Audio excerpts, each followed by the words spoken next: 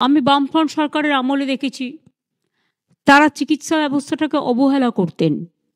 আমি কেন বলছি তার প্রমাণ হচ্ছে একজন রাজ্যমন্ত্রী স্বাস্থ্য দপ্তর চালাতেন, তার কিছুই করার ছিল না, কোনো রকম চলতো টিমটিমিয়ে স্বাস্থ্য ব্যবস্থা। আমি কেন নিজের কাছে স্বাস্থ্য দপ্তর রেখেছিলাম তার একটাই কারণ,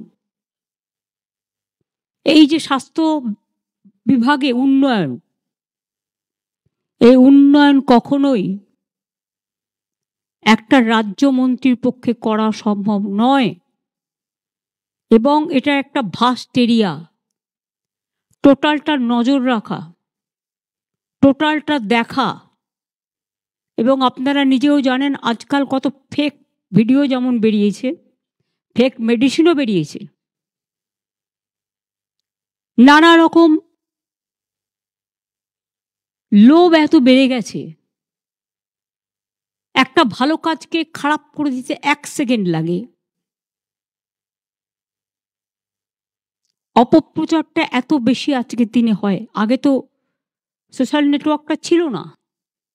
সোশ্যাল নেটওয়ার্কের প্লাস দিকটাও যেমন আছে, মাইনাস দিকটাও আছে।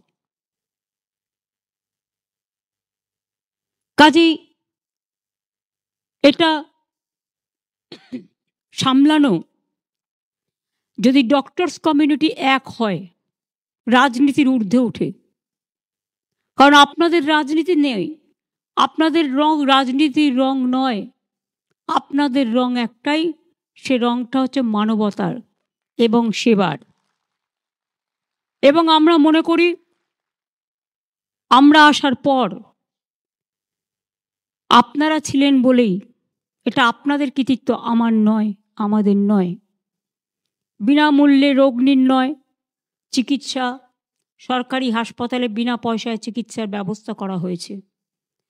আমি প্রথমে সেই ভাবছিলাম, আগে যেতাম পিজি হসপিটালে, ছোট্ট ছোট্ট গেট, একটা দুর্ঘটনা ঘটে গেলে বেরোবার জায়গা পর্যন্ত নেই। আমি শম্ভুনাথ হসপিটালে গিয়েও দেখেছি তাই, মেডিকেল কলেজে গিয়েও দেখেছি তাই, অনেক জায়গায় গিয়ে এই অভিজ্ঞতা আমার হয়েছে।